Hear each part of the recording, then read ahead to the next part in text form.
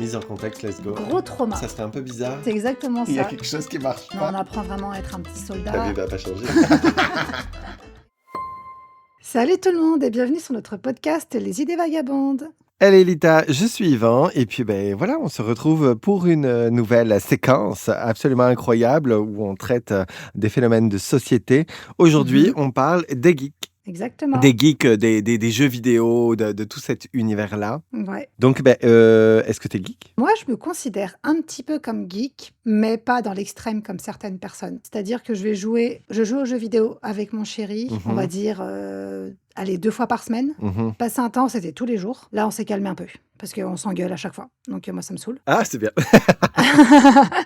C'est parfait. Je vais peut-être comme juste redéfinir quelque chose. Je sais pas si toi, t'en auras envie, que peut-être que tu l'as noté. Je vais pas faire les nuances entre geek, nerd, les différents niveaux là. Moi, personnellement, je les mets un peu tous dans le même paquet là. Fait que voilà. Qui aime jouer, quoi. Mais je sais que des geeks qui nous écoutent pourraient vraiment comme être vexés que des gens s'estiment plus ou moins geeks ou avec des degrés de geekitude. Je sais que pendant un moment, c'était un sujet genre de dire « Ah non, mais moi, je suis quand même un petit peu geek et tout, nanana, c'est mon petit côté geek. » Il y a des gens qui apparemment cette expression venait chercher là, au niveau des sentiments. Ouais. Mais, et voilà, nous, on s'en tape un peu. Genre, enfin, on va parler de jeux vidéo, des gens qui aiment ça et à quelle échelle, de degré de geekitude si on a envie. Voilà. C'est vrai qu'après, Ouais. moi, la façon dont je le vois, un geek, ça vient pas qu'avec, genre, est-ce qu'on aime les jeux vidéo? Ça vient avec un amour aussi, en général, une certaine culture de la pop culture. Ouais. À quel point tous ces gens-là, ils jouent forcément à Donjons et Dragons. Est-ce que ça vient avec un D'accord. stéréotype de sociabilité, de beaucoup de choses?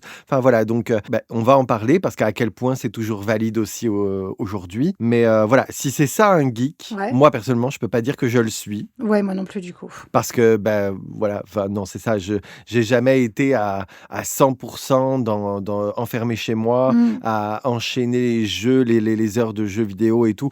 Oui, de façon exceptionnelle, parce que, en gros, moi, ma fréquence, je vais dire qu'une fois par année, je trouve un super jeu vidéo qui va vraiment Ok. comme venir m'accrocher et je vais y passer genre des heures, je vais vraiment comme m'investir de ouf. Ouais. Le dernier qui m'a fait ça, c'était Harry Potter, là. Comment il s'appelait, le Harry Potter hyper ouf qui est sorti récemment? Je sais pas c'est quoi le nom. En tout cas, moi, j'y jouais sur PS5.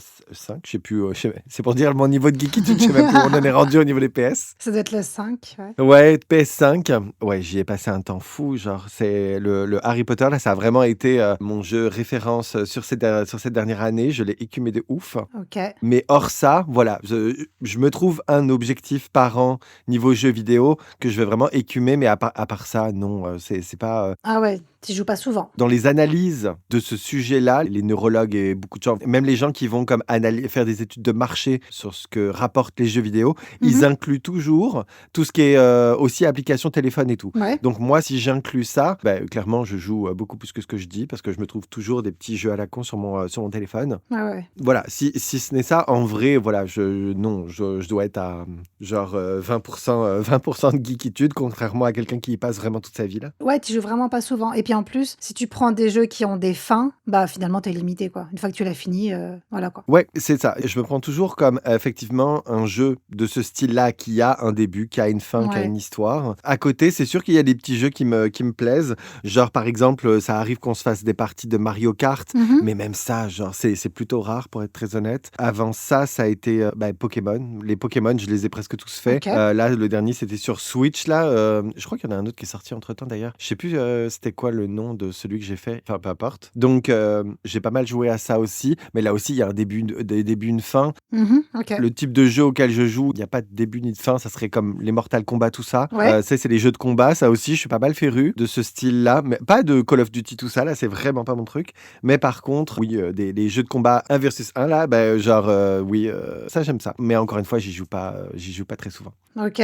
Je joue jamais à des jeux justement qui ont des fins. Avec mon copain, on joue à Fortnite, donc jeu de combat. Enfin, de combat, ouais, comme Call of, mais version cartoon, quoi. Mhm. D'où le fait qu'on s'embrouille souvent, parce qu'il veut faire le capitaine et moi, j'aime pas avoir un capitaine. Mais bon, bref. On vous renvoie à notre podcast sur les relations dans le masculinisme. Ouais, j'avoue. C'est exactement ça. Sinon, ouais, je joue depuis que je suis vraiment gamine. C'est mon père qui m'a fait plonger là-dedans avec la Nintendo, la Sega et tout. Et c'est vrai que j'ai été plus baignée dans Mario. Bon, là, il y avait une fin pour le coup, mais bon, on peut toujours recommencer, c'est trop bien. Mario, Lara Croft, des trucs comme ça. Et quand j'étais adolescente, par contre, j'étais un peu piquée à GTA et aux Sims. Moi, ma drogue, c'est les Sims. Ouais, je comprends. Les Sims aussi, j'y ai passé énormément de temps, Ouais. mais c'est drôle parce qu'avec le temps, ma façon de jouer aux Sims, elle a vraiment changé parce Mhm. que à une époque, j'avais ma famille et tout, voire même j'en avais plusieurs, ils avaient des interactions, enfin c'était des trucs de ouf. Ok. J'avais limite une ville là. Et puis aujourd'hui, en fait, je fais les maisons et puis le reste m'intéresse plus. Ah ouais? Genre, je suis architecte. Je suis architecte et le reste, ça m'intéresse pas. Comme beaucoup de gens, les Sims m'ont permis de défouler mon côté sadique. Mhm. Moi, je faisais partie de ces nombreuses personnes qui tuaient les Sims Ouais, de moi façon aussi. différente. Je crois qu'on a tous fait ça, hein. Ça veut dire quelque chose sur l'humanité, s'il te plaît? J'avoue. À quel point c'est révélateur. Les tuer, les foutre à poil. Super. Je te jure. Je te jure, ma stratégie, c'était, j'avais fabriqué une maison, j'invitais tous les voisins en fait à faire une fête. Ouais. Et en fait, pour arriver jusqu'à ma maison, il y avait un labyrinthe. Waouh. Une fois que ils s'engouffraient dans le labyrinthe pour venir jusqu'à la fête, je mettais tout sur pause et je les emmurais tous vivants. Alors, tu avais la mort qui venait faire décorer et tout. Enfin, après ça, je prenais les petites tombes et puis je les alignais. Ça me faisait un cimetière et tout. Et Oui. ouais, et j'ai dû arrêter mon jeu, en fait, finalement, parce que ma maison de Sims était tellement envahie de fantômes que mes Sims Mhm. voulaient plus rester dedans. Donc, Ouais. c'était des serial killers au rabais un peu. Genre, ils assumaient pas. Trop drôle. Donc, dès qu'il y en a un qui disait « Oh non, j'en ai marre, je quitte et tout, c'est vraiment chiant », j'arrêtais le jeu. Voilà, je voulais pas qu'il quitte. Mais en vrai, moi, c'est vrai que c'est une vraie drogue au point où j'avais la flemme d'aller aux toilettes, j'avais même plus envie de manger. Enfin, j'avais juste envie de jouer. Et en plus, avec les années, le jeu a grave évolué. Tu pouvais rajouter des packs, des machins. Il y a des métiers qui Ouais, ont de évolué. ouf. Enfin, c'est devenu trop bien. Et je sais que si je le réinstalle, je l'ai fait il y a quelques mois, mais je sais que quand je le réinstalle, faut que je prévoie au moins une semaine où j'ai rien à faire parce que je vais être à fond dessus. Je ferai rien d'autre. C'est fou, Et hein? une fois que j'en aurai marre, j'arrête. Et j'arrête pendant des mois. Mais c'est ouf. Ouais, c'est complètement dingue. J'adore. Mais oui, donc tous les jeux que tu as cités font aussi partie, on est de la même génération en même temps, mais Ouais. Lara Croft, j'y ai joué. Mais Lara Croft, ça venait me chercher un petit peu au niveau du stress. J'avais une mauvaise gestion de mes émotions sur ce type de jeu. Parce que, genre, dis-toi, je sais plus c'était quelle Lara Croft, mais tu commençais le jeu, tu étais dans une grotte et il y avait un fucking tigre qui venait te sauter dessus là. Oui. Mhm. Genre, C'est vrai. mon jeu s'arrêtait là. Je pense moi aussi. Le machin arrivait en courant et tout, et genre, je balançais la manette, je pouvais pas gérer ce niveau de stress, c'était pas Mais possible. ouf. Mais c'est comme, il y a un film qui m'a littéralement, un jeu vidéo qui m'a littéralement traumatisé, c'était Resident Evil, genre. J'allais le dire. C'était trop bien. Je pouvais pas, je pouvais pas. J'adorais regarder, encore aujourd'hui, j'adore regarder des gens jouer aux Mhm. jeux vidéo, et ce type de jeu vidéo-là, j'adore regarder, mais impossible Y d'être à la jouer. première personne, d'y jouer moi-même. Ouais. Impossible, impossible, impossible. Je vais passer dans un fucking couloir, je vais savoir qu'à la fenêtre qui est embarrée de planchettes, là, il y a des mains qui vont passer, je le Mhm. sais, mais non, quand ça va arriver, je vais faire un arrêt. C'est C'est pas possible. terrifiant. J'y jouais quand j'étais adolescente à Resident Evil avec une amie. Et plus tard, plus grande, en étant adulte, je jouais à State of Decay. C'est pareil, c'est un jeu de zombies, mais bien plus. Il y a plein de trucs à faire. Et c'est pareil, je faisais que de crier. Et à l'époque, j'habitais encore avec ma mère. Et ma mère, elle était là, mais qu'est-ce qui t'arrive, machin. J'avais tellement peur des zombies, je criais. Ça me faisait tellement rire. Enfin bref, De voilà. ouf. Les jeux de zombies, quoi. Après, voilà, donc pour revenir à la définition du geek, toute la partie pop culture, je l'ai à Mm. fond, genre. C'est-à-dire que je suis Ok. vraiment le genre de personne qui va aller à la Japan Expo, je lis des mangas, ça m'arrive, même Ok. si, encore une fois, on dirait vraiment que je suis un geek, mais 20% de l'année. En termes de quantité, genre, la vie aussi, malheureusement, d'adulte nous laisse assez peu d'occasions de lire autant qu'on voudrait, de Mhm. développer des hobbies, de nous intéresser à des choses. Donc, je dis pas que c'est plus plus le cas, mais beaucoup moins. On en a moins l'occasion. Donc, moi, Oui, clairement, c'est aussi pour ça que je suis très, très restreint. Ce qui fait que, ben voilà, des mangas, j'en ai lu beaucoup et j'en ai des cultes dans ma vie. Je pense que je vais réussir à saisir une grosse partie des références de la pop culture ouais, qu'on associe au geek. Donc, tout ce qui est, voilà, attrait aux animés, Ghibli, même beaucoup de jeux vidéo. Je vais comprendre ce qu'on me raconte, ouais, même si j'y ai pas joué parce que je m'intéresse beaucoup à tout ça.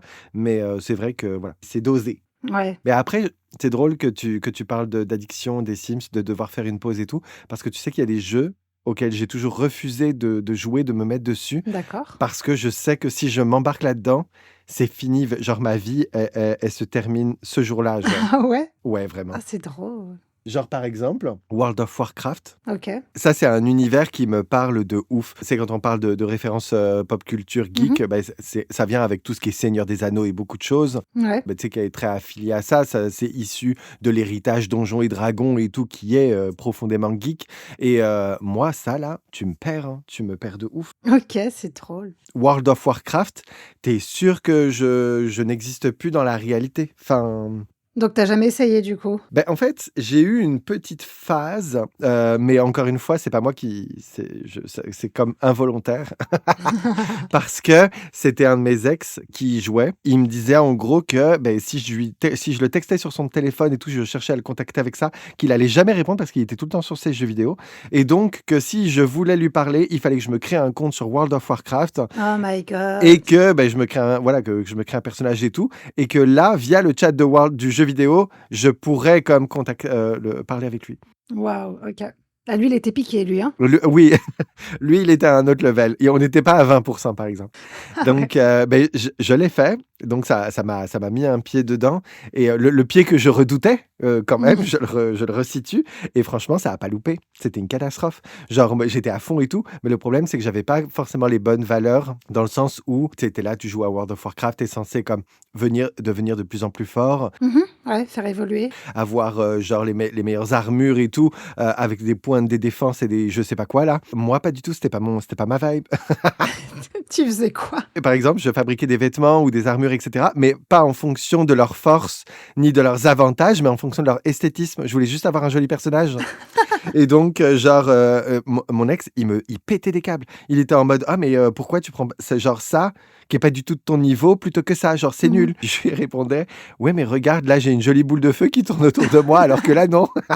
Il en pouvait plus et qu'on me dise pas que l'esthétique, ça compte pas là, parce que tous les gros geeks et tout dans World of Warcraft qu'on voit passer au-dessus de nous parce qu'ils volent sur des phénix, des dragons et des je sais pas quoi, c'est bien pour l'esthétique, hein, merci. Dans tous les jeux, d'ailleurs dans les jeux, tu peux créer tes personnages, mais ils savent très bien que ça marche et justement, ils font exprès, ils vendent des trucs pour que tu dépenses ton argent, pour avoir un beau personnage qui te servira à rien en soi, mais tu es content, tu as Ah ton de ouf. personnage. Ah mais oui, mais la méga personnalisation, moi personnellement, c'est vraiment genre l'argument numéro un pour m'attirer sur un jeu, c'est vraiment que mon personnage soit personnalisable, ça me tue, Ouais. vous venez me chercher tout de suite. Ah bah là, dans les Sims, tu t'es servi, hein, surtout avec les nouvelles générations, tu peux faire tellement de trucs. Mais c'est ça, ah oui, oui, non, de ouf. Bon, en tout cas, voilà, moi ça c'est le bon argument. J'ai quand même une petite anecdote drôle sur World of Warcraft.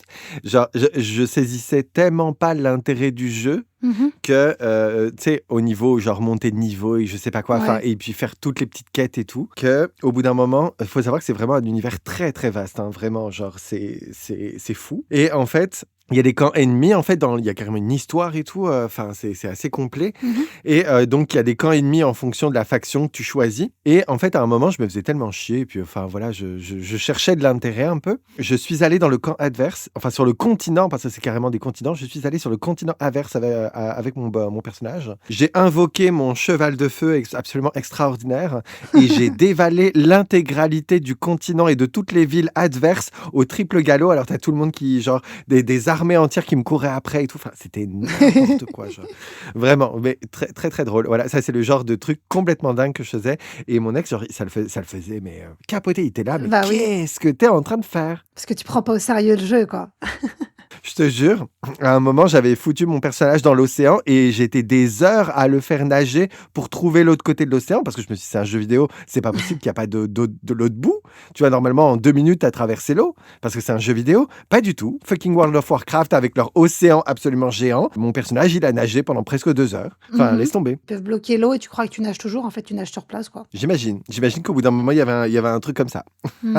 Ben, en fait, tu as quand même ton point sur la carte qui avance. Ok, d'accord. Donc, non, c'est un délire, c'est un délire. Il y a des jeux aujourd'hui, ils sont tellement aboutis en termes Ouais. de richesse de contenu, de superficie, de réalisme. De graphisme, ouais. Tu sais, on parle de multivers, tu as une autre dimension à ta disposition. Hein. Enfin, c'est un Ouais, truc de ouais, fou. ouais. Bah, il y a des gars, je sais pas, je sais plus si c'est des Français ou des Américains qui viennent, ça fait déjà quelques années qu'on en parle, mais qui ont sorti un jeu de style Call of tellement réaliste que les gens, ils n'arrivent pas à croire que c'est un jeu vidéo. On se croirait vraiment dans la vraie vie. C'est un truc de dingue. Les images sont magnifiques, tous les détails, enfin, c'est une folie.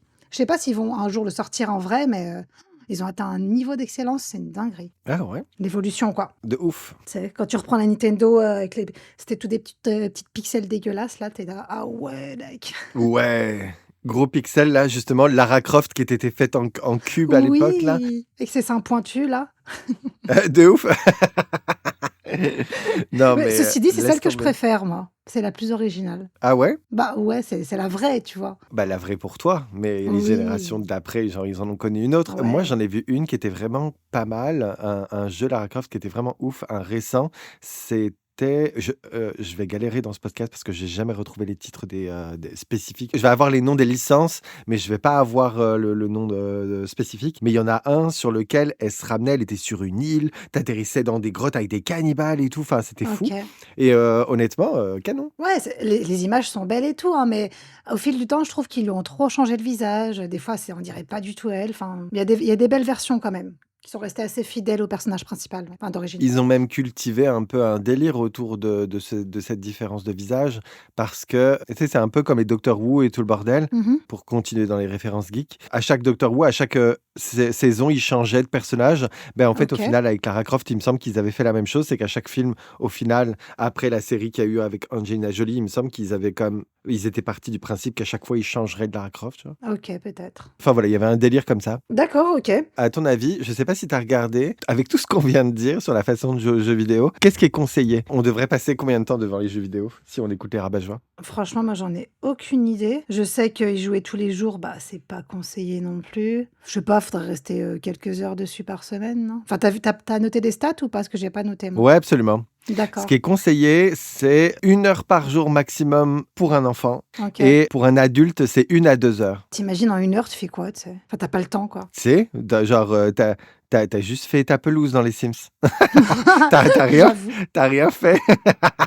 Non, mais c'est vrai. Non, mais c'est vrai, je suis d'accord. 1 heure, t'as fait que dalle dans tes jeux vidéo. Je sais pas si dans cette statistique-là, ils comptent finalement comme un temps d'écran, mais genre Ouais. si c'est le cas, rien qu'avec le téléphone, t'as même pas besoin d'allumer ta console parce que t'as déjà tout pété au niveau des stats. Oui, On y est beaucoup plus qu'une à 2 heures par jour ouais, j'avoue. si tu cumules le temps qu'on passe sur cet écran-là. Donc je sais pas s'ils parlent en temps d'écran ou vraiment sur des jeux vidéo là, mais 1 à 2 heures, ouais, c'est très très très limité. Cette stat, elle est par rapport à quoi? Enfin, je veux dire, si on y joue plus, ça aurait quoi comme impact? Tu vois ce que je veux dire? Ben, ça serait des, Le difficultés stress? apparemment. Le plus gros impact, ça serait lié à la difficulté de s'endormir, perturbation du sommeil. Ouais, attends, ça dépend à quelle heure tu joues. Si tu joues en plein milieu de l'après-midi, le soir, tu dors très bien, hein. Oui, oui, non, c'est ça. Beh, peut-être que justement la façon dont tu cales ta séance, Ouais, dans ta journée, il y a des moments qui sont préférables.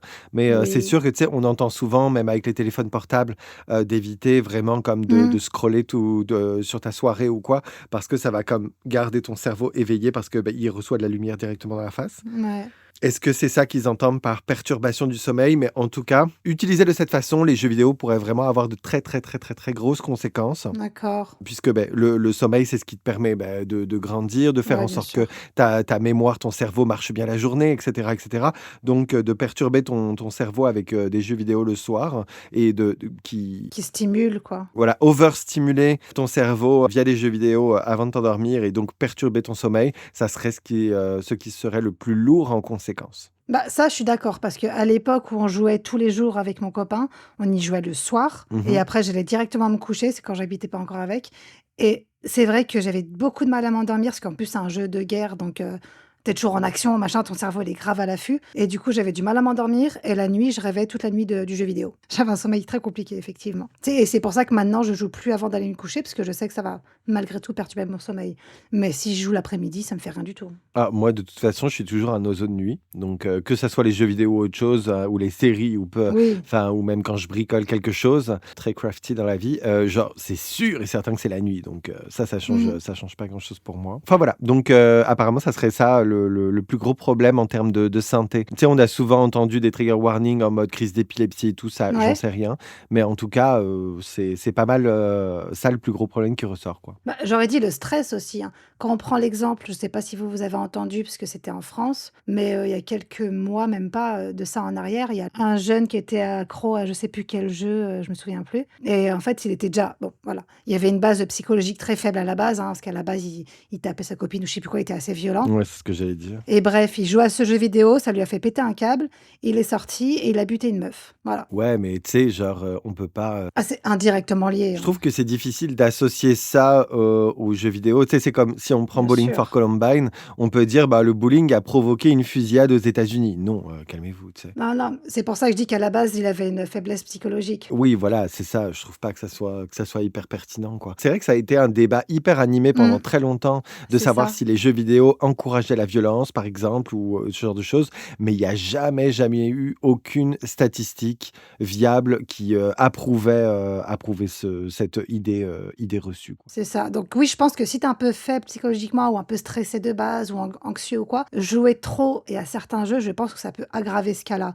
Mais ça ne te fera jamais de quelqu'un un tueur en soi. Enfin, il y a un moment, calmez-vous, Je quoi. pense que pour la plupart des gens, dits, neurotypiques, jouer aux jeux vidéo, à part ce qu'on a dit sur le sommeil, ça n'a aucune incidence négative. Ouais. Par contre, oui, encore une fois, j'allais dire, si on a une psychologie faible ou une neuroatypie, un peu bizarre, oui, ça peut avoir des conséquences. Mais bon, si on prend ce cas-là, tout peut avoir des conséquences. Enfin, on mesure jamais l'impact de comme je le disais pour Bowling for Columbine, est-ce que vraiment fallait interdire le bowling parce que 2 adolescents perturbés ont joué au bowling avant une fusillade? Non, je suis pas sûr, tu vois? Donc, je trouve ça dangereux de prendre des, micro-exemples pour en faire, pour se poser ce genre de questions, quoi. Non, non, c'est sûr. Après, ça peut impacter, comme je disais au début du podcast, par exemple, moi, quand je joue avec mon copain, bah, ça impacte notre couple malgré tout parce qu'on s'embrouille pendant qu'on joue, parce qu'il est tellement impliqué, il prend tellement ça au premier degré, tu sais. Et moi, je suis là, ouais, enfin, en fait, calme-toi, c'est un jeu, c'est pas la vraie vie, donc on va pas s'embrouiller pour ça, tu vois. Et le gars, après, il est tendu pendant des heures, quoi.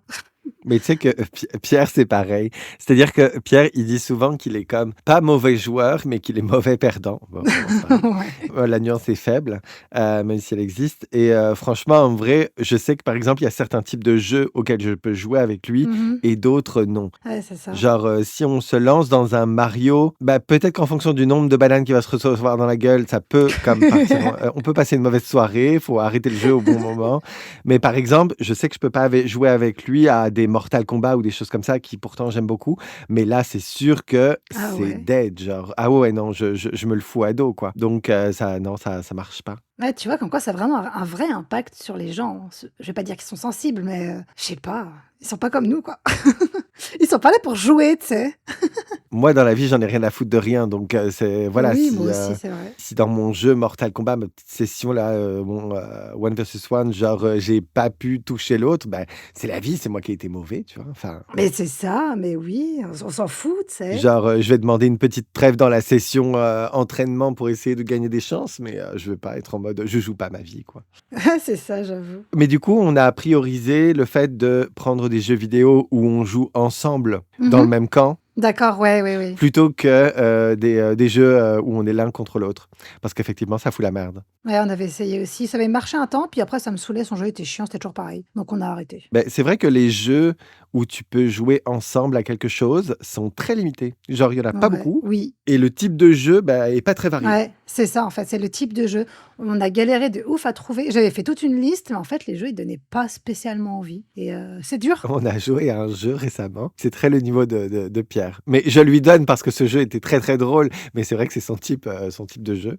Enfin, son type d'humour, son type de personnalité. C'était un jeu où tu incarnais une oie, donc une oie, l'oiseau. Ouais. Et en fait, ton but dans dans le scénario, c'était de foutre la merde. D'accord. C'est-à-dire que tu te promenais dans un jardin, tu avais une liste de tâches, donc OK. tu es là avec ton petit cul-doigt qui se tord dans tous les sens. Et puis, bah, par exemple, il y avait comme voler le chapeau du jardinier, OK. aller lui voler ses clés, enfermer-le dans le jardin. Enfin, c'était vraiment genre de la merde. C'était vraiment de la merde. Mais c'était hyper drôle. Genre, t'es là avec ton noix et puis en train de lutter avec ton partenaire pour se coordonner dans les petites actions et tout. Et c'est nul, c'est très très nul, mais c'est très drôle quoi. Avec ton doigt, tu pouvais comme pincer les fesses des gens et tout. Enfin, Ouais, c'était vraiment nul quoi. c'est drôle. Mais c'est des jeux qui font un temps, quoi. Ouais, tout à fait. Voilà, après, Moi, un jeu que j'avais beaucoup aimé à deux, je crois que c'était le jeu Portal. T'as connu ou pas? non, je connais pas. Ça date, hein, comme licence. En gros, c'était, t'incarnais un personnage avec un flingue, sauf que c'était un flingue, bah, qui tirait pas sur les gens parce que de toute façon, dans le jeu vidéo, t'étais toujours tout seul. OK. Genre, il y avait aucune vie autour de toi, c'était toi et les machines, un peu en mode futuriste. Et en fait, ton flingue te permettait de faire des portails. C'est-à-dire que tu tirais dans une direction et tu tirais dans une autre. Si tu allais dans un des deux trous que tu faisais, t'atterrissais dans l'autre que tu avais fait. OK. Ça créait un portail comme une de téléportation, en fait. Et avec ça, tu devais résoudre des casse-têtes. Comme par exemple, si tu faisais un portail au plafond, et bah, si tu rentrais dedans, ça te faisait tomber du plafond. Et puis là, tu devais faire comme un autre portail, ça te faisait prendre un élan qui était nécessaire pour aller à un autre endroit, etc. OK, Tu ouais, vois, je vois. donc, c'était vraiment un jeu de cerveau, là. C'était Ouais. cérébral, fallait réfléchir. OK. Donc, ça, c'est un jeu à deux que j'ai aussi beaucoup aimé. C'était possible de le faire. Et c'était marrant. OK. Bah, d'ailleurs, en parlant de jeux à deux, je vais faire un petit parallèle sur cette évolution qui ne me plaît pas du tout et que je sais qu'il y a d'autres personnes qui sont gênées par ça. C'est qu'à l'époque, on avait une console et tu pouvais jouer avec tous tes potes sur cette même console. Tu avais un écran scindé. Bon, on faisait chacun notre tour, mais tu avais un écran scindé, tu pouvais jouer à deux, machin. On pouvait faire des missions Mhm. ensemble. Enfin, c'était vraiment trop bien. Maintenant, il y a quasiment plus aucun jeu avec des écrans scindés où tu peux jouer sur la même console, sur le même écran. C'est-à-dire que si tu prends un jeu, il faut que ton pote, il ait le même jeu. Si c'est un jeu qui coûte 80 balles, bah, t'as pas envie d'acheter le même jeu. Et je trouve ça hyper dérangeant. On peut plus jouer à deux comme on faisait à l'époque, tu vois, ou à plusieurs. Bah, tout ce qui est Mario, Mortal Kombat et tout, t'achètes un seul jeu, une seule console et puis tu joues encore à deux. Mario, c'est une licence Xbox, donc tu peux pas Nintendo, donc tu peux pas c'était une Play, tu peux pas jouer à Mario déjà, c'est mort. Ah oui, non, ça c'est sûr. Moi, je joue sur la Play et sur le PC. Et dans les jeux, en général, ils ont enlevé cette histoire d'écran scindé, de tout ce qui est ouais, jouer à deux sur le même écran, au même jeu. Je trouve ça vachement triste et je trouve que ça fait un peu. Tu sais, les gens, du coup, ils sont tous là, chez eux, en train de jouer tout seuls, mais connectés avec d'autres personnes, mais qui voient jamais. Enfin, ça crée de l'isolement, je pense. Isolement qu'à l'époque, on n'avait pas. Oui et non, parce que je trouve que dans d'autres jeux, par contre, alors oui, ça nécessite que ton partenaire aille ailleurs et acheter le même jeu à la même C'est console. ça. Donc oui, c'est des dépenses supplémentaires. Mais il y a des jeux où avant, tu étais tout seul avec ta Game Boy. Là, on va savoir combien de cheveux blancs j'ai sur la tête en prononçant le mot Game Boy. Mais tu étais là avec ta petite console et tout, et tu avais ton petit jeu et tout. Et bah aujourd'hui, 2025, tu es capable de jouer en communauté avec des gens qui sont à l'autre bout du monde. Et Oui. je parle pas que genre d'échanger des Pokémon ou quoi, parce que c'est à ce jeu-là que je pense. Mais dis-toi que j'ai une de mes bestes qui est fan de la licence tout comme moi. Et genre aujourd'hui, elle est capable de se téléporter dans mon jeu ou moi l'inverse. Mhm. Et nos personnages sont ensemble et puis on va capturer les Pokémon et tout ce que tu veux. Ok. Genre, ça, c'était quelque chose qui était complètement impossible, tu vois, à l'époque. Parce que Pokémon, c'était comme, au début, en tout cas, dans la limite des moyens de l'époque, la limite des moyens techniques, sinon il l'aurait fait avant. Mais tu étais là avec tes petits Pokémon, c'était un jeu un peu solo, à part le fait d'échanger, tu vois. Il n'y avait pas les connexions Internet, on pouvait pas, oui, se connecter entre nous via Internet et tout. Bien sûr, il n'y avait pas il y avait pas ça. Mais ça, c'est pas le problème. Ça, c'est génial ce qu'ils ont fait. Moi, ce qui me dérange, c'est qu'ils aient totalement arrêté c'est les autres jeux, en fait. Des histoires d'écran scindé, tu C'est vois. ce côté d'écran scindé qui vient chercher ta nostalgie. Comme tu dis, Mario, tout ça, où tu peux jouer à plusieurs. Bon, après, tu vas me dire, il y a la Switch pour ça, tu peux jouer à plein. Ok.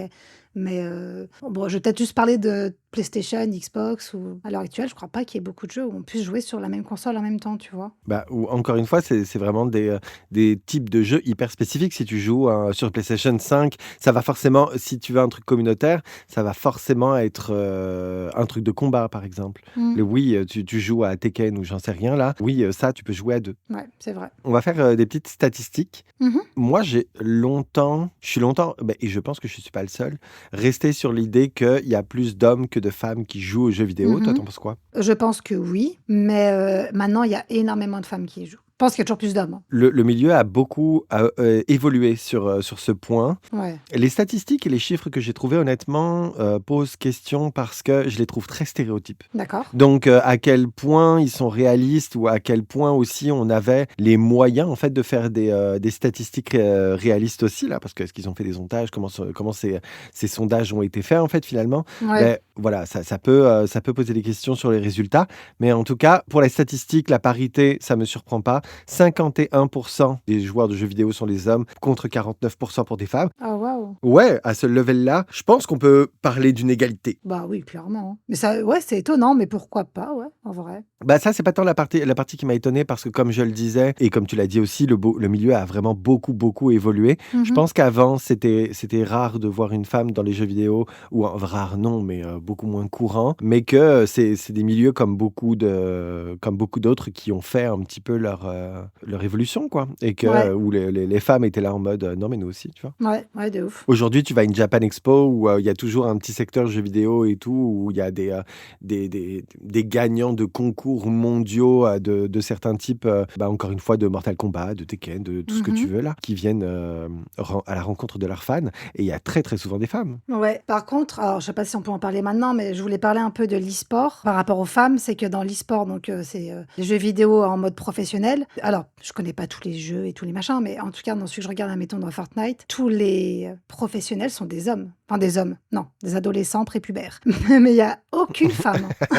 À Fortnite. Dans Fortnite, en professionnel, il y a zéro femme. C'est toujours des garçons. Bah après, et c'est là que moi, personnellement, les chiffres ou les indications me perturbaient un petit peu plus. C'est qu'en fait, dans les renseignements que j'ai trouvés, il y a les types de jeux vidéo qui intéressent les femmes et les types de jeux vidéo Ouais, qui intéressent les hommes sont très codifiés, très stéréotypes. Donc, à quel point, OK. encore une fois, c'est réel, moi, je suis un peu perplexe. En fait, je me suis posé cette question avec une interaction que j'ai eue un jour avec un vendeur de jeux vidéo et qui me disait que le jeu vidéo que j'achetais était acheté vraiment 99,9% par des femmes. OK. Ça m'avait vraiment surpris parce que, en l'occurrence, c'était Mortal Kombat 11, je crois que j'achetais. D'accord. Et donc, il me disait, les jeux vidéo de combat 1 versus 1, comme celui-là, là, Street Fighter Co, sont très, très, très majoritairement joués par des femmes. C'est drôle. OK. Ouais, c'est amusant, hein. Et donc, du coup, c'est ce qui m'a poussé à faire cette recherche de quel type de jeu intéressait quel sexe, et s'il y avait d'ailleurs une raison de se poser la question, tu vois. Mmh. Et j'ai trouvé alors, et c'est là que ce que j'ai trouvé me dérange un peu parce que c'est très stéréotype, je trouve. Mais en tout cas, dans les infos que j'ai trouvées, il y a effectivement la parité joue dans le type de jeu vidéo joué, avec par exemple, pour les femmes, on a plus jeux de réflexion. Ouais, En mode, les femmes sont plus intelligentes. Les jeux de survie, d'organisation. OK. Tu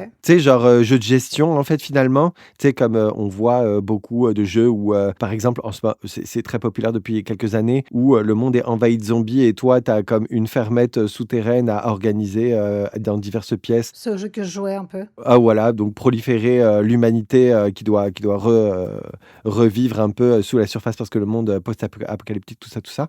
Bah, ça, ce genre de jeu de gestion intéresserait beaucoup plus les femmes que les hommes, OK, ainsi que les jeux de casse-tête, les puzzles, les trucs auxquels il faut réfléchir. OK. Tandis que les hommes seraient plus intéressés par le e-sport, la guerre et les jeux de compétition en ligne tels Fortnite ou League of Legends. OK. Ce que tu viens de dire par rapport au fait qu'il y a que des hommes dans les tops de Fortnite, pardon, en sens ce que je viens de dire, sauf que je trouve ça tellement stéréotype que j'ai du mal à y accorder du crédit, genre. Du crédit, non, mais genre à quel point c'est fidèle à la réalité, je suis pas sûr. Quand j'ai demandé à mon copain, pourquoi justement il y avait que des garçons en joueurs pro Fortnite, la seule chose qu'il m'a dit, c'est que les filles sont plus nulles. Voilà. Ah ok, parfait. On note. Je sais pas, les garçons seraient plus forts à ce jeu-là et du coup, bah, ils c'est les seuls qui s'élèvent au statut de professionnels, en fait, quoi. Je sais pas. J'y crois zéro à cette explication. C'est vrai que je suis pas douée, mais bon, je suis pas là. Non, mais puis peut-être que tu n'étais pas aussi investi que ces Oui, gens-là non, mais pour, voilà, c'est au ça. niveau de ton temps que tu peux y accorder dans ta Ah vie bah oui, mais pour clairement. atteindre un Mmh. niveau de fou. Moi, c'est comme quand j'aime bien jouer aux jeux vidéo. C'est toujours très frustrant pour moi de me remettre sur des jeux de combat que j'aime bien parce que les combos, tout ce que tu veux qui me permettrait vraiment d'atteindre un bon niveau, je ne les retiens jamais. Mais pourquoi? Parce que je joue pas assez souvent non plus ou pendant une grosse période et puis après je vais lâcher, ce qui fait que même si je pensais être bon sur un jeu, quand j'y retourne, c'est plus le cas.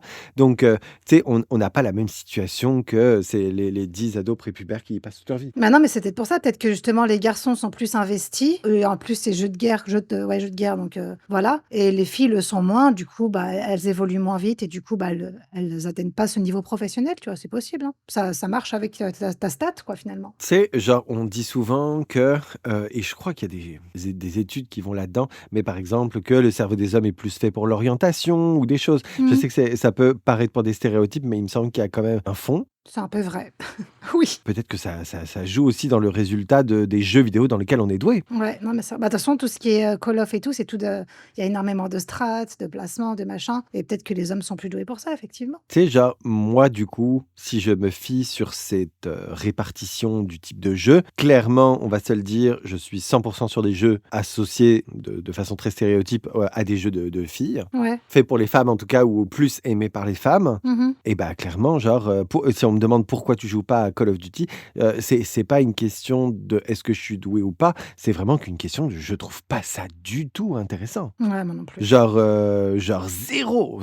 C'est peut-être plus une question d'intérêt que de faculté aussi, tu vois? Ouais, j'avoue et puis on peut reprendre l'exemple des Sims, tu vois? Par exemple, les Sims sont énormément joués par les femmes. Je pense pas qu'il y ait beaucoup Mmh. d'hommes qui jouent aux Sims, tu vois? Bah, c'est une bonne question, c'est une bonne question. Moi, j'ai quand même connu beaucoup d'hommes dans mon entourage qui jouaient aux Sims, hein. Ah Je ouais? crois j'avais l'impression que ouais, ouais, ouais, j'avais quand même l'impression, mais encore une fois, c'est à mon échelle, dans un cercle, tu sais, c'est toujours la même chose quand tu questionnes ton entourage sur leurs goûts, ben Mmh. on a tendance à choisir souvent des gens avec qui on a des centres d'intérêt communs. Donc ça biaise un petit peu le résultat de quand tu fais des sondages autour de toi. Ouais, Donc oui, il y avait beaucoup d'hommes qui jouaient, aux Sims autour de moi et j'avais du coup l'impression que c'était un phénomène qui touchait tout le monde, d'accord. mais ça se trouve non. Je connais que des filles qui jouaient en tout cas. Peut-être des hommes, à l'époque quand c'est sorti, quand on était gamin, mais sinon, c'était Mmh. majoritairement des femmes, en tout cas. OK. Il y a 2 stats qui m'ont, quand même intéressé. Mmh. La première, c'est quoi la moyenne d'âge des gens qui jouent? Ça m'a quand même surpris. La moyenne d'âge des joueurs de jeux vidéo ont 34 ans. Ah, j'allais dire 30 ans, tu vois? Ah ouais? Ouais. Et ben moi, ça m'a quand même impressionné. Tu sais, tu parlais d'ados prépubères. Pour moi, je dis pas que jouer à des jeux vidéo est une activité d'enfant, pas du tout, mais que quand tu es enfant, tu as beaucoup plus le temps de jouer aux jeux vidéo.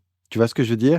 Et donc du coup que pour moi, ipso facto, rien que le fait qu'ils aient pas de métier et tout, bah, ils ont que ça à foutre de passer des heures sur des jeux vidéo et que donc ils allaient de toute façon être beaucoup plus nombreux, que la stat, allait forcément tirer vers de 13 à 17 ans, tu vois? Je pensais que ça allait vraiment comme tirer les stats vers le bas, mais non, 34 ans. Je suis très, très, très, très impressionné. C'est sûr, parce que tu prends un adolescent, comme on disait tout à l'heure, il est jeune, les parents vont le brider, ils vont peut-être l'empêcher de jouer. Et au Mmh. contraire, quand tu es adulte, oui, tu as moins de temps, sauf que le temps que tu as, bah, si tu kiffes jouer, bah, tu vas passer ta vie à jouer, tu vas passer ton week-end à jouer. Et un gars, même de 60 ans, va jouer à des jeux vidéo. Quand il a grandi avec ça, il est toujours passionné. Donc la marge est hyper grande comparé à un adolescent qui va commencer à, je sais pas, à 10 ans, tu vois. Donc la moyenne, Mmh. elle est correcte pour moi, hein. Ouais, c'est fou. Bah, écoute, moi, Mm. j'avais pas cette vision-là, mais j'ai trouvé ça intéressant. Les plus de 50 ans représentent 22 du marché du jeu vidéo. Ouais, ça c'est pas mal, hein. C'est beaucoup, C'est hein. énorme. Mm. C'est énorme. À plus de 50 ils sont là à jouer à ce jeu vidéo. Ça, c'est une stat qui date, de 2023, hein, donc c'est hyper récent. Ok, ouais, c'est pas vieux, ouais. Je trouve ça fou. J'ai trouvé ça hyper amusant de savoir que des personnes, je vais pas dire des personnes âgées parce que pour moi, tu pas un petit vieux quand tu as 50 ans. Voilà, des bientôt, j'allais dire des bientôt retraités, mais non, pas non plus parce que Non la plus. date de retraite, retarde d'année en année, fait qu'ils ont encore quelques temps à tirer les pauvres. Des adultes en place. Les adultes, mûrs et bah, 22 du marché. J'ai été quand même vraiment surpris. Ouais, c'est vrai. Bah, moi, je pense que je m'arrêterai jamais de jouer, hein. Honnêtement, j'ai grandi avec ça, bah, je vieillirai avec ça, hein. Non, mais puis je pense, tu sais, il y a quelque chose qu'on a du mal à considérer, à replacer dans nos réflexions, c'est que, beh, le monde change aussi. Genre, nous, on sera les premiers vieux qui avons grandi avec internet, par exemple. Donc, Mmh. on sera pas les mêmes vieux que le stéréotype du vieux qu'on a connu. Tu vois ce Oui, que je veux bien dire? sûr. Et puis, bah, de la même façon, moi, mes parents, je sais que c'est pas le cas de tout le monde, mais moi, mes parents, on jouait de ouf aux jeux vidéo, hein. Ouais. Avec mes parents, on avait tous notre personnage favori à Tekken et on se Mmh. faisait des tournois de ouf et tout, tu vois? Je sais qu'encore aujourd'hui, mes parents, ils ont je crois qu'ils sont à la PS4, je pense pas ils aient acheté la 5. Ils ont une Wii, ils ont, Ah, c'est enfin la drôle. Wii U là, ils ont une Switch, enfin, ils sont très, très au fait, tu vois? J'avoue. Après, peut-être que dans tes stats là, ils prennent en compte les jeux mobiles. genre Candy Crush et tout, là, il y a plein de soixantenaires qui jouent à ça, clairement. Tu sais, s'ils prennent ça en Ça se compte. peut. Je voulais retourner sur le sujet de la santé parce que j'avais déjà entendu parler de certaines choses, mais c'est venu se confirmer dans mes recherches et je trouve ça hyper intéressant. Ouais. Le jeu vidéo, pour moi, c'est l'avenir de la santé humaine et je vais vous expliquer pourquoi. Genre, l'avenir avec un grand A. Genre, pour moi, c'est Ok. la solution à énormément de problèmes de santé qu'on pensait presque irrésolvables et qui Ok. aujourd'hui trouvent leur solution dans les jeux vidéo. Vous n'êtes pas prêts. Tout ce que je vais sortir sont issus d'études faites par des neuroscientifiques. On blague pas avec nos références et avec les résultats qu'on va sortir. Ok. Jouer aux jeux vidéo reformate le cerveau de façon à vraiment stimuler et développer certaines parties, certaines facultés du cerveau des gens. Donc, ça veut dire que littéralement, les humains, tu sais, on sait qu'on lègue un patrimoine génétique à ses enfants, Mhm. et bah potentiellement, les enfants issus de gens qui auront beaucoup joué aux vidéos auront déjà pas les mêmes bases et les mêmes acquis dans la vie et les mêmes Ok. capacités cérébrales que les gens qui sont issus de gens de personnes qui n'ont pas beaucoup joué aux jeux vidéo. Ok. Et vraiment, j'ai été très intéressé par le terme qu'ils ont employé pour annoncer ça, parce qu'ils ont vraiment parlé de reformatage du cerveau. En mode, à la base, on avait les mêmes capacités, mais il y a comme certaines fonctions, certaines parties du cerveau qui ont carrément été réappropriées par cette utilisation-là et développées par la suite. Et donc, par exemple, dans toutes ces perceptions-là qui seront beaucoup plus évoluées chez une personne qui joue aux jeux vidéo et issue de personnes ayant joué aux jeux vidéo, il y a par exemple la perception spatiale et la projection mentale des formes et des mouvements dans le cerveau. D'accord. Ça, par exemple, déjà, il faut déjà partir d'un gros principe, c'est que tout le monde n'est pas né avec les mêmes capacités. Je sais pas si tu as déjà entendu parler de gens qui n'arrivaient pas à imaginer la couleur ou des gens qui n'arrivaient pas à juste imaginer la 3D. Ça arrive. Ouais. T'as jamais entendu parler de ça, si? Si, j'ai entendu. Bah, c'était peut-être des maladies. Je connaissais une personne qui voyait que en 2D. C'est pas une maladie, c'est pas non plus un problème, c'est juste qu'encore une fois, bah, peut-être que ses parents jouaient pas aux jeux vidéo et que genre il a pas, son cerveau a pas axé là-dessus, au niveau du développement et donc genre il a pas eu le bagage génétique pour ça. Moi, je me rappelle que j'en avais entendu parler en 6e, donc 6e, 11 ans. C'était mon prof de maths en géométrie qui nous avait expliqué que, bah, clairement, on n'a pas tous les mêmes capacités, en fait, pour se représenter la 3D et cetera et Ok. que, beh, il y a des gens qui peuvent quoi et qui peuvent et pas d'autres. Bah, c'est pas étonnant quand on sait qu'on voit déjà pas tous les mêmes couleurs. Tu te dis finalement, tu sauras jamais comment l'autre il voit les choses en fait, quoi. Ouais, absolument, mais c'est quand même drôle de se dire qu'on est tous des êtres humains. Il y a un fait qui t'attire tout le temps vers dans tes contacts avec les autres, en mode: «Si je le vois, il le voit». Tu vois ce que je veux Ouais. dire? Alors que pas du tout, vraiment pas du tout et donc quand on parlait de perception spatiale et de projection mentale des Mmh. formes et des mouvements dans le cerveau, ça moi personnellement, en tant que personne, bon, mais j'ai une imagination très aboutie, mais je suis capable d'imaginer une sphère, de la faire tourner dans ma tête et cetera. Tout le monde n'en est pas capable Mmh. et ça, Ouais. en fait, le fait de jouer aux jeux vidéo donne un boost, en fait, à ton cerveau là-dessus. OK. Ouais, ouais, tu plus d'imagination, quoi. C'est ça. Donc ça veut dire que, bah, par exemple, pour devenir ingénieur, pour devenir concepteur de jeux vidéo justement, pour devenir Mmh. architecte, tout ça, beh, en fait, c'est des métiers clairement que ton enfant aura 10 000 fois plus de chances de réussir et d'avoir du succès si tu as joué aux jeux vidéo dans ta vie. C'est quand même drôle. OK. C'est drôle, oui, j'avoue. L'attention visuelle et le multifocus, c'est-à-dire que quelqu'un qui joue aux jeux vidéo, en Mmh. fait, est capable de dealer avec énormément d'informations en même temps qui arrivent dans son champ de vision, sans pour autant négliger l'importance de l'information. C'est-à-dire que, bah, par exemple, moi, si quelque chose entre dans la périphérie de mon champ de vision, je vais le savoir, je vais détecter un mouvement. Une personne ayant beaucoup joué aux jeux vidéo, en fait, va non seulement le percevoir, mais va savoir ce que c'est et à quel point c'est important ou pas dans sa vie, alors qu'à l'autre bout de son champ de vision, il se passait déjà autre chose qu'il était déjà en train d'observer. Je le remarque beaucoup justement avec mon copain quand on joue à Fortnite, parce que lui, il a beaucoup, beaucoup plus joué que moi. Sur le même écran, parce qu'on joue côte à côte, il va voir des trucs que je ne vois absolument pas. Et il va me dire, mais t'es aveugle. Je dis, mais non, mais je l'ai juste pas vu. Alors que lui, je pense que son cerveau a développé des capacités où il va voir plein de détails hyper vite qui vont être importants, tu Absolument. vois. Je trouve ça incroyable. Je me dis, mais je suis teubée ou quoi? Mais non, c'est que j'ai pas l'habitude, je pense, je sais pas. Ouais, ben c'est qu'en fait, sa partie de son cerveau à lui, Hmm. sur le multitâche et le multifocus, est développée et pas toi. Ouais, c'est ça. Mais que dans les jeux. Ben, oui, oui et non, parce qu'en fait, apparemment, ça peut se mettre dans d'autres parties de la vie, mais bon, ça dépend de l'intérêt et de la bonne foi de la personne aussi, hein, C'est faut se ça. le dire. Voilà, c'est ça. Mais disons que, bah, par exemple, dans une situation même de danger, si ton copain Mmh. fait de la MMA, par exemple, et pas toi, beh, a priori, il va être capable de détecter même, genre, par exemple, une feinte, un genou qui vient en même temps Ouais. qu'un gauche et bah, en fait, lui, il va être capable justement de voir, en fait, des multidangers ou même, enfin, tu te retrouves seul dans un parking, j'en sais rien. Ouais, Il y a ouais. une, voiture qui bouge à gauche et puis tu vois un petit mouvement derrière un poteau à droite. Bah, ton copain, en fait, dans ce genre de situation, serait beaucoup plus à même de s'en sortir et de détecter toutes les sources de problèmes que toi, en fait, finalement. C'est ça, exactement. Ouais. Bah, de toute façon, il me dit toujours, hein: «Dans la vraie vie, je serai la première à mourir», hein, donc voilà. Ah, bah, voilà. Non, mais je pense, par exemple, aux traders qui ont 10 000 écrans devant eux. Mmh. Genre avec vraiment tout un tas de chiffres qui passent et tout. Ouais. J'ai jamais été trader, je sais pas à quel point mon exemple est pertinent en vrai. Si, si, tu es obligé d'analyser. Mais à quel point justement ils sont pas multifocus, tu vois ce que Ouais. je veux dire? Donc pour moi je trouve que c'est un talent de dingue, genre c'est cheaté comme truc. C'est presque un super pouvoir, pour le petit clin d'œil à notre podcast sur les super pouvoirs. Absolument. Nos clins d'œil à nos anciens podcasts devient un sport.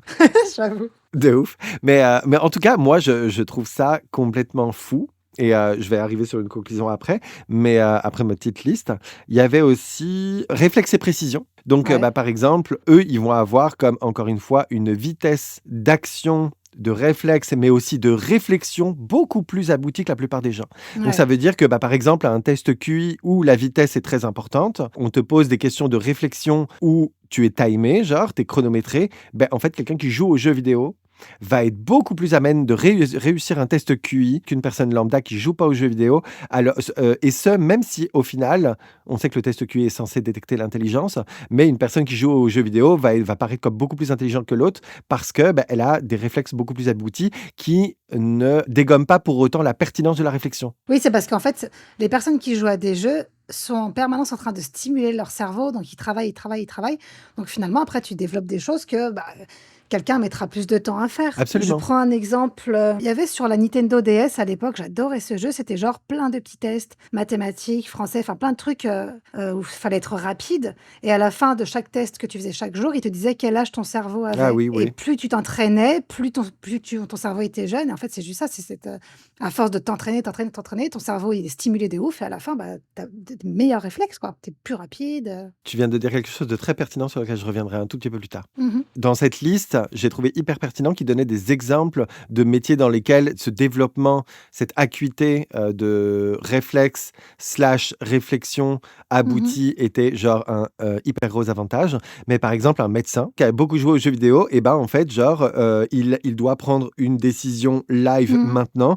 Il va être capable de réfléchir vraiment beaucoup plus vite que la moyenne et pour autant de prendre la bonne décision. Si Ouais. moi je me dépêche à faire quelque chose, là j'ai une sens, c'est que le hasard qui va faire que j'ai pris la bonne décision. Alors que cette personne-là, ben, non seulement elle va l'avoir fait vite, mais qu'en plus elle va l'avoir fait bien. Donc médecin, urgentiste, pompier, tous ces domaines en fait dans lesquels la pression et la prise d'action peut faire la différence entre ben, le succès et la défaite en fait finalement. Mhm. Et ben en fait clairement les gens qui ont joué aux jeux vidéo ont beaucoup plus de chances de réussir que les autres. C'est fou. Beaucoup d'arguments positifs, hein. Vraiment, j'ai peiné en fait finalement à trouver du négatif, je te jure que c'est vrai. Bah ouais, c'est vrai. Je m'attendais à trouver vraiment une grosse leçon de morale sur le fait que, tu sais, on entend beaucoup de stéréotypes sur, les crises d'épilepsie, le fait Ouais. que les gens, sont isolés socialement, enfin voilà, qu'il y avait beaucoup d'éléments négatifs aux jeux vidéo, que ça flinguait le cerveau des jeunes en fait finalement, Ouais. comme, disent, nos petits vieux préférés et en fait, moi j'ai galéré à trouver des points négatifs, hein. En fait, tu deviens un super-homme. Tu es Superman en jouant aux jeux vidéo et c'est fou. C'est fou parce que moi, évidemment, c'est une étude qui est pas possible, mais à quel point un d'enfant, genre jouer aux jeux vidéo de façon abusée sur 5 générations, Mhm. ça donne quel genre de génie? Tu vois ce que je veux dire? Ouais. Est-ce que c'est ça qui, aujourd'hui, fait que les parents de Einstein, est-ce qu'ils étaient fans de puzzle et puis pas les autres? Enfin, tu vois, De non, mais on casse-tête. peut se poser des questions. Il y a une étude qui a dit que les enfants des enseignants étaient en moyenne plus intelligents que les autres. Évidemment, ça, c'est à prendre avec des pincettes parce que c'est avec les moyens qu'on a aujourd'hui de mesurer l'intelligence et on sait qu'il n'y en a pas de vrais performants encore aujourd'hui. Oui, peut-être plus cultivé, mais Voilà, ouais. mais en tout cas, voilà, ils étaient avec les moyens qu'on a à notre disposition pour mesurer de façon, approximative l'intelligence. Les enfants des enseignants étaient jugés comme plus intelligents que la moyenne. Bah, franchement, en vrai, est-ce qu'il y a pas au-delà du fait que tu as accès à la culture plus Mmh. facilement parce que tes parents sont enseignants, est-ce qu'il y a pas une question de tes parents ont aussi beaucoup plus stimulé leur cerveau sur des réflexions, sur des choses, tu vois, justement, qui C'est vrai. toi, t'ont donné des acquis, quoi? Et ben du coup, on peut faire le même parallèle aux jeux vidéo, aux réflexes et à tout ce que ça apporte de positif. Donc, jouer aux jeux vidéo avant les enfants, c'est ça le bilan. J'avoue. D'ailleurs, j'ai une question très intéressante, Ouais. parce que des fois, j'ai l'impression que je vis sur une autre planète, je sais pas. Mais toi, à quel âge tu penses qu'on peut mettre un enfant devant un jeu vidéo? Est-ce que ça, c'est pas une question de médecine et est-ce que je suis vraiment comme habilité à répondre à cette question? J'irai qu'avec mes vieux a priori, tu vois? Donc, je sais Ouais. pas si, ma réponse sera pertinente et je veux pas qu'elle soit prise par qui que ce soit comme une référence. Non, mais c'est ton avis, quoi. Mais mon avis à moi, avec, ce que j'ai de connaissances, c'est-à-dire très peu sur le sujet, parce que développement du cerveau et tout, j'y connais rien. Tu vois ce que je veux dire? Oui, Donc à oui, quel point mais je me sens légitime de répondre à cette question. à quel âge ça te choquerait de mettre un enfant? Tu vois, si on te dit: «Mon enfant a 2 ans, il joue», est-ce que ça te choque? Enfin, tu vois, ce genre de truc, quoi. Mais en plus, je vais rajouter un autre facteur qui va me faire galérer à répondre à cette question, c'est que j'ai pas d'enfant. Les enfants m'intéressent pas. Oui, c'est vrai. Je galère à avoir des références de un enfant, à quel âge il est censé marcher, à quel âge il est censé parler, à quel âge il est censé faire, pipi ou pas dans sa couche là. Enfin voilà, tout ça c'est vraiment comme des données qui m'échappent complètement, fait que j'aurais beaucoup de mal c'est vraiment une lacune supplémentaire pour répondre à cette question. Je vais te donner une notion. Un enfant marche à peu près vers 1 an et demi, peut-être des fois avant. Ils vont à l'école à partir de 3 ans, primaire, ils arrivent au collège vers 10 ans, tu vois, à peu près pour te situer? Moi, je pense que vers 6 ans, peut-être, tu peux mettre un enfant devant un jeu vidéo qui est adapté à son âge. Moi, je D'accord. me rappelle avoir joué à des jeux vidéo très, très tôt. Mes parents nous donnaient accès à des jeux éducatifs et tout qui étaient sur des écrans. Bien sûr, on était limité en termes de temps, mais franchement, en vrai, c'était le feu. C'était le feu de ouf. Genre, j'ai vraiment aimé. Et au-delà du fait que, évidemment, que j'ai trouvé ça drôle, mais mes parents ont su aussi choisir les jeux vidéo et Mmh, tout. Et je c'est pense que ça. ça a développé les bons centres d'intérêt chez nous, tu vois. J'imagine qu'il y a des gens qui pourraient trouver ma réponse abusée et trop tôt. Ben, je leur répondrais que pour moi, c'est la même façon qu'il y a beaucoup de gens qui diabolisent la télé. Mmh. Moi, la télé, je ne l'ai pas passée devant les anges de la télé-réalité, hein, je l'ai passée devant National Geographic et je peux vous assurer que ça fait une vraie différence dans mon C'est comportement et vrai. dans la façon dont je vois la vie. Donc, je pense qu'il y a aussi une façon, encore une fois, d'utiliser les choses et non pas genre juste est-ce que la chose est mauvaise ou pas. Ouais, je pense que ça dépend du jeu. Moi, j'ai pas trop de d'âge. En fait, 7 ans, ça me paraît tôt, peut-être parce que maintenant je suis plus vieille, mais ça me paraît tôt. Mais je te posais cette question parce que je repars sur mon jeu Fortnite, qui est quand même à la base un jeu de guerre, même s'il y a pas de sang, c'est Mmh. pas comme Call of, hein, c'est très cartoon, comme je disais. Mais sur Facebook, sur des groupes Fortnite, il y a régulièrement des gens qui disent: «Je cherche d'autres joueurs pour mon enfant de 6 ou 7 ans pour jouer à Fortnite, machin», parce que, bah, tu sais, sinon après ils tombent sur des gens chelous, comme tu te parles directement par un micro, tu peux tomber sur des pédophiles, machin. Donc ils cherchent des enfants Mmh. du même âge. Mais moi, ça me choque de mettre un enfant devant Fortnite à genre 6 7 ans. Enfin, tu sais, genre, il y a des jeux beaucoup plus adaptés à cet âge-là que d'apprendre à tuer avec des armes d'autres gens, tu vois? Enfin, je sais Beh, pas. oui, de ouf. Je suis d'accord. Quand je parle des jeux vidéo devant lesquels mes parents me mettaient, au même âge, moi personnellement, on avait un jeu vidéo, vous allez vous foutre de ma gueule. Mais moi, c'est le genre de truc qui me plaisait. Je sais que je suis vraiment quelqu'un d'atypique. Dis-toi qu'on avait un jeu vidéo, c'était genre le dictionnaire Hachette.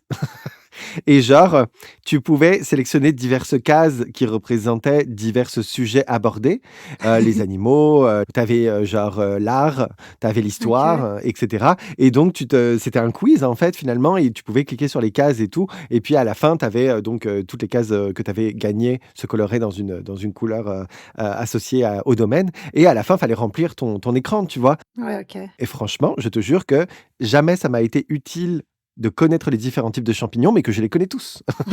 C'est un jeu éducatif. Moi, Oui! j'avais, E = MC en jeu plus tard. C'était cool. Je m'amusais bien aussi. Ouais, genre des jeux qui m'ont fait kiffer. J'avais aussi le bus magique. Tu te rappelles de ce dessin animé ou pas? Encore une fois, ça va trahir mon âge.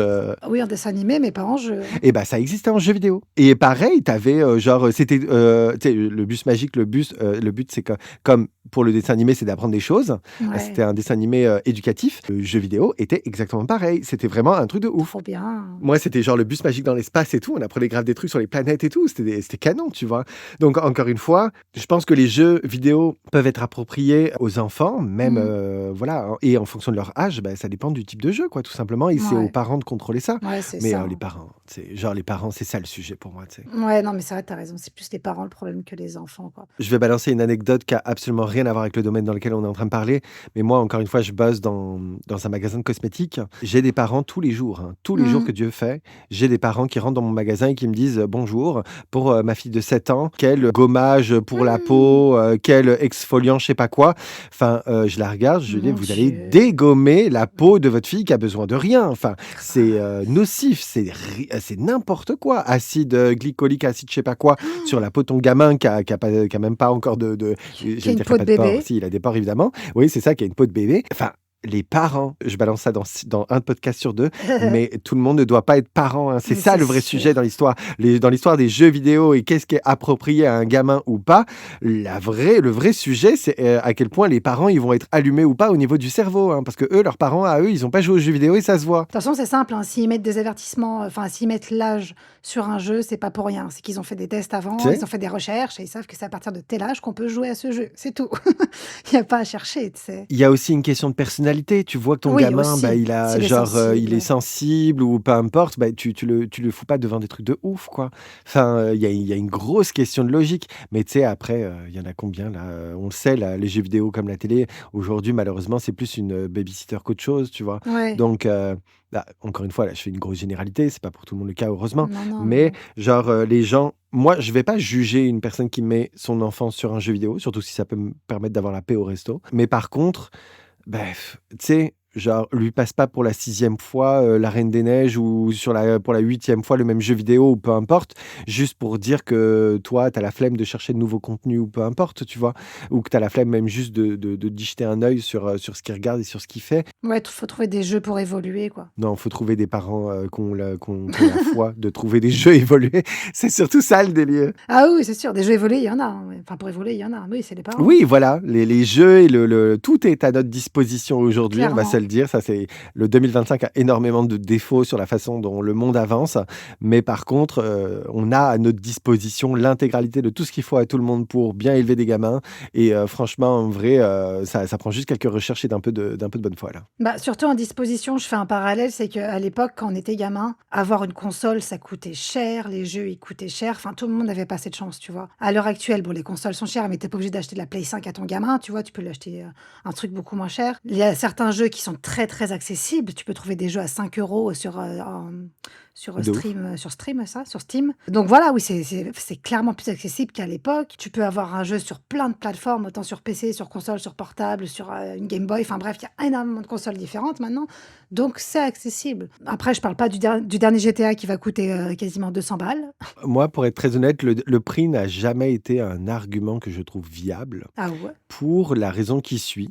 C'est que, beh, déjà j'ai jamais été dans une famille très fortunée, clairement pas, hein. On a fait partie de la moyenne, la moyenne basse de la population qui bouffait beaucoup de pâtes et Ouais. pourtant, on avait moyen d'avoir une console, on avait tous des Game Boy et cetera. Faut quand même se rappeler que, les aides sociales et tout, ça rapporte quand même pas mal de thunes, hein.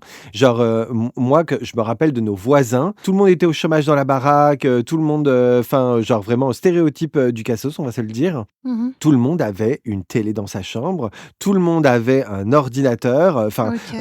non, quand je vois ce genre de personnes qui avaient genre, beaucoup d'aide les gens qui ont les parents là, les parents en France, ils ont quand même vraiment beaucoup, beaucoup, beaucoup d'aide. Il y a Ah oui. probablement des gens qui vont comme s'insurger devant ce que je dis et qui ont pas les moyens et je l'entends, mais toujours est-il qu'avec les aides de ouf et les exemples que j'ai eus autour de moi en ayant évolué, beh, dans une, partie de la société qui était vraiment pas la plus aisée, je peux vous dire qu'ils ont des moyens de ouf et que ce qu'on appelle nous, les cassos ou même tout simplement des gens qui n'ont pas beaucoup d'argent et tout, Mmh. ben, franchement, en vrai, c'est vraiment pas les derniers à avoir de quoi se payer, à avoir des iPads, des ordis, des Macs, tout ce que tu veux. Genre, vraiment, non. Moi, c'est pas un argument que j'accepte parce que on leur donne de l'argent, là. Oui, puisque mais même ce que je dis, c'est que c'est plus accessible. Moi, je sais qu'à l'époque, on n'avait qu'un seul PC au début dans le salon pour tout le monde. J'ai 2 frères et la console, c'est mon père qui l'avait acheté parce qu'il jouait énormément aux jeux. Mais je sais que mon premier PC dans ma chambre et mon premier jeu qui était les Sims, c'est moi qui me les suis achetés toute seule avec, les économies que ma grand-mère avait fait, qui à la base devaient me servir d'argent quand j'aurais 18 ans. Bon, j'ai tout claqué à Mhm. 14 ans, mais Ouais, parfait. c'est moi qui me suis payé, même avant 14 ans, mais c'est moi qui me suis payé, tu vois, mon premier PC, mon premier jeu parce que, bah, après c'est peut-être une question d'éducation, mais parce que ma mère avait pas d'argent à mettre là-dedans et peut-être qu'elle a voulu m'apprendre peut-être la valeur de l'argent aussi. Elle m'avait dit: «Réfléchis bien à ce que tu es en train d'acheter parce que de l'argent, ça part vite, quoi». Ah oui, non, mais de ouf. Mais moi, c'est pareil, quand on avait quelque chose, la Game Boy et tout, genre, je l'ai pas eu comme ça en claquant des doigts. Et ça a été un Ouais, Noël ou ça a été des ouais, choses comme c'est ça, tu ça, vois. tu vois? Mmh. C'était pas des occasions, enfin, il y avait pas comme d'occasion en mode on sort et on se fait plaisir de cette façon-là. Ça restait un coup pour tout le monde. Mais n'empêche que, au final, moi et ma petite sœur, on avait tous les deux une Game Boy, que on avait un ordinateur, on avait une télé, enfin tout ce que tu veux. Enfin bref, on avait quelque chose et comme encore une fois autour de moi, au niveau de mes voisins et tout, il y avait vraiment, vraiment pire que mes parents en termes de revenus et qui avaient 3000 fois plus de technologie, quoi. Donc non, franchement, en vrai, oui, ça c'est encore plus accessible aujourd'hui et même à l'époque, il y a de quoi faire, quoi. Au niveau des aides et tout, quand tu as des gamins, je suis désolé, tu peux, quoi. Puis surtout que maintenant, on a tout ce qui est, bah, revente. À l'époque, tu revendais pas tes consoles, il y avait pas tous ces sites. Ouais, absolument. Maintenant, tu vas sur Le Bon Coin, tu retrouves des PC, des consoles, des jeux, tu as vraiment tout, quoi, donc c'est plus accessible, voilà. J'ai découvert un top des métiers qui jouent le plus aux jeux vidéo. Ouais, OK, vas-y. J'ai trouvé ça drôle. Les ressources humaines, OK. les médecins, infirmières, donc le corps médical en général est très féru de jeux vidéo, designers, enseignants et ingénieurs. OK. Ouais, ce serait pas étonnant, ça peut aider, hein, en vrai, hein. Ouais, bah, est-ce que ça peut aider? J'en sais rien, mais en tout cas, je trouve qu'il y a des métiers dans lesquels ils se font chier, hein, les ressources humaines, par exemple. Je suis médisant dans ce que je dis parce qu'il y a des gens, niveau ressources humaines qui font correctement leur travail et qui se font pas chier. Mais je peux vous dire, j'en connais d'autres, voilà, ça a le temps de jouer aux jeux vidéo, hein. Ouais, puis après, comme on disait, ça tu peux jouer le soir ou le week-end, enfin voilà, quand t'aimes, tu joues, hein, de toute façon. Absolument. Tout ça pour dire que moi, je me suis quand même posé une question avec l'intégralité de toute la belle liste qu'on s'est fait au niveau des stimuli du cerveau Mmh. qu'apportent les jeux vidéo. Je me suis posé une question, c'est à quel point les jeux vidéo, c'est pas la solution à beaucoup de maladies dégénératives qu'on Mmh. a en vieillissant, comme Alzheimer, etc. Ouais. Et bah, écoute, j'ai été comme surpris de voir à quel point j'étais pertinent dans mes questions. Vraiment, Yvan, cache investigation, bonjour. Parce que en fait, il y a déjà des études qui ont été faites et effectivement, il y a des chiffres qui sont assez cool dans ce domaine-là. OK. Donc il y a des neurologues qui ont vraiment fait des études sur les personnes âgées justement et le fait que c'était quoi les éléments qui fait qu'une personne en vieillissant devient sénile, à Mmh. savoir 1 l'isolement, 2 le manque de stimulation et ça va Ouais, souvent ensemble. Plus tu es seul, moins tu as de choses pour te stimuler autour de toi et cetera et cetera. c'est ça. Et donc, qu'est-ce qu'était la solution? Et en fait, avec toutes ces observations qu'on a fait sur les jeux vidéo, ils se sont dit: «On va faire un test, on va faire un 1 + 1, tu vois, égale 2». Mmh. Et en fait, ces études ont démontré que même des jeux simples, basiques, équivaudraient genre à des années de rééducation cognitive pour une personne qui a Alzheimer ou qui est sénile, genre. OK. C'est-à-dire que tu envoies ta grand-mère en maison de retraite en espérant qu'elle se rappelle de toi à la fin de la semaine et bah, en fait, tu lui refiles un jeu vidéo et bah, tu as beaucoup plus de chances qu'elle garde toute sa tête jusqu'à la fin de sa vie. En gros, c'est OK. ça. Ah, c'est fou, hein. Mais c'est complètement dingue. Moi, en fait, la solution à Alzheimer, on la cherche depuis qu'on a découvert la maladie, évidemment, parce que c'est quand même quelque chose de très, très, très, très, très commun. Et en fait, la solution, elle est dans quelque chose que presque l'intégralité de la population bitch depuis des années, à savoir le temps qu'on passe devant les jeux vidéo. Et ben, en fait, les jeux vidéo stimulent tellement que, genre justement, le cerveau de différentes façons, qu'en fait, bah, ça retarde carrément la sénilité, en fait, finalement, le vieillissement du cerveau des gens. C'est pas étonnant, mais c'est fou, quoi. Ouais, par exemple, il citait dans cette étude-là que le jeu NeuroRacer, donc je ne le connais pas, mais bon, bref, Mmh. il le citait de façon particulière pour les gens intéressés, a démontré qu'il pouvait réveiller chez les plus de 70 ans la fonction justement de dealer avec plein de tâches en même temps. D'accord. En mode, genre, tu sais, avec ce vieillissement-là, bah, tu peux plus faire une seule chose à la Ouais. fois et non pas juste parce que tu marches lentement, mais parce qu'en fait, ton cerveau, il est plus capable de focus sur plein de trucs et bah, jouer à ce jeu vidéo-là, même si ta petite vieille, elle en est plus capable, tu lui donnes le jeu vidéo et bah, à la fin de l'année, elle a retrouvé de la mobilité, des capacités cérébrales, genre. OK, c'est fou. Je trouve ça complètement, complètement dingue. Et il y a une autre chose que ça vient genre stimuler dans le même move, c'est ça, il y a beaucoup de gens qui pensent stéréotype que les jeux vidéo isolent. Tu sais, Ouais. on a tous l'image en fait finalement de chacun sur son jeu vidéo, c'est chez soi. Oh my God, mon fils joue beaucoup aux jeux vidéo, alors du coup il a pas d'amis, il est tout le temps dans sa chambre, etc., etc. Faut savoir que les jeux vidéo, c'est un des trucs les plus sociaux du monde. Bah, surtout maintenant. Genre, les jeux qui se jouent en communauté sont bien plus nombreux que ce que peuvent penser certaines personnes, qui sont pas, forcément, accoutumées aux jeux vidéo. Genre moi, par exemple, je me rappelle avoir déjà vécu des expériences sociales dans des jeux vidéo qui étaient absolument dingues, Ouais. où on faisait partie de guildes, de fous et tout avec, où tu développais tes personnages et tout là, mais genre c'était vraiment des jeux qui se passaient en commun, tu devais faire comme des donjons avec tout le monde et cetera et cetera. Bref, et c'est des gens avec qui j'avais joué pendant 2 ans. À la fin, il y en a certaines que j'avais rencontrées en vrai. Ouais, ouais, ça devient des amis, ouais. Je connaissais leur vie, on se faisait des FaceTime de ouf tous ensemble et tout. Enfin, c'était des amis, c'est beaucoup dire, encore une fois, Oui. ça c'est une notion spécifique que j'ai. Mais franchement, en vrai, ça a été une expérience sociale que je trouve absolument incroyable. Et aujourd'hui, 20 ans plus tard, by the way, ces gens sont encore dans mon vieux Facebook. On se OK. contacte plus, mais c'est quand même drôle de voir que comme les gens que tu avais en classe quand tu avais 14 ans, bah, ils traînent encore un petit peu quelque part dans un coin de tes réseaux sociaux et tu as un œil des fois sur Mmh. leur actualité et puis c'est drôle, tu vois? J'avoue. Donc non seulement les jeux n'isolent pas, mais qu'au contraire, ils sont une source de sociabilité qui est juste absolument dingue. J'ai envie de dire, ils créent des couples. Moi, j'ai 2 personnes dans mon entourage qui se sont rencontrées grâce aux jeux vidéo et qui habitaient à l'autre bout de la France l'un de l'autre et pourtant ils sont ensemble à l'heure actuelle, quoi. Dans la vraie vie, hein. C'est drôle, c'est très amusant. En tout cas, voilà, ça, ce paramètre-là, pareil, au niveau des personnes âgées, ben, en fait, tu sais, quand tu vieillis, tu finis dans ton mouroir tout seul ou ta petite maison toute seule et tout. Je pense à la grand-mère, à ma grand-mère, feu ma grand-mère, ou Mmh. la grand-mère de mon copain actuellement et tout. Ben, tu sais, qui passe encore les voir? Ben, il y a leurs enfants, s'ils ont de la chance, qui passent les voir comme une fois par semaine et tout, deux, trois. Si c'est la seule source de sociabilité qui te reste, c'est chaud que le temps qui te reste avec toi-même pour te poser des questions sur ta vie. Tu vois ce que je veux dire? Et ben, les jeux vidéo te remet en contact avec le monde. Tout simplement, genre. J'avoue. Une petite play dans la chambre. Mes parents me font rire parce que ça fait quelques années qu'ils sont sur un jeu vidéo, enfin sur un jeu téléphone, une application. Et genre, souvent, ils me parlent de leur guilde et tout, et je trouve ça grave drôle.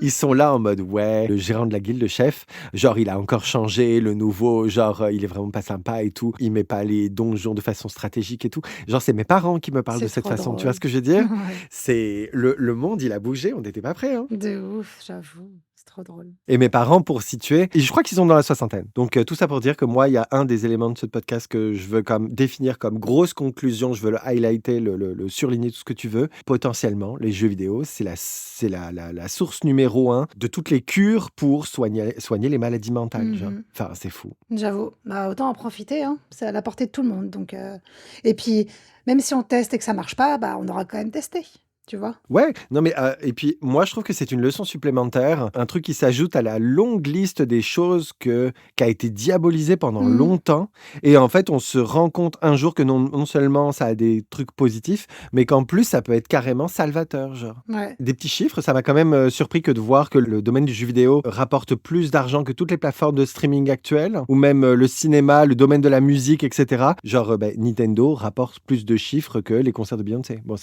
Ah bah, c'est pas trop une surprise dit comme ça, oui. mais n'empêche que l'industrie de la musique et tout, ça fait quand même vraiment partie de notre quotidien et tout, et des choses qu'on fait peut-être plus que jouer à des jeux vidéo finalement. De mettre ça en superposition que Netflix Co ou peu importe, enfin Beyoncé tous ces gens-là, ils gagnent bien moins d'argent que toute l'industrie du jeu vidéo. Genre, c'est fou. Bah, c'est mondial, il y a pas de limite et c'est en constante évolution. Enfin, c'est et puis comme on dit, il y a autant des très jeunes que des bien plus vieux qui y jouent. Enfin vraiment, ça il y a pas de limite, quoi. Absolument. Un autre truc que je voulais amener, c'est que, et ça sera mon avant-dernier point, à quel point le jeu vidéo, d'une certaine façon, c'est le futur. Il y a eu des expériences sociales qui ont bouleversé littéralement le monde entier Mmh. Ben, Pokémon Go, les gens, Oui, OK. ça a été une expérience sociale de fou.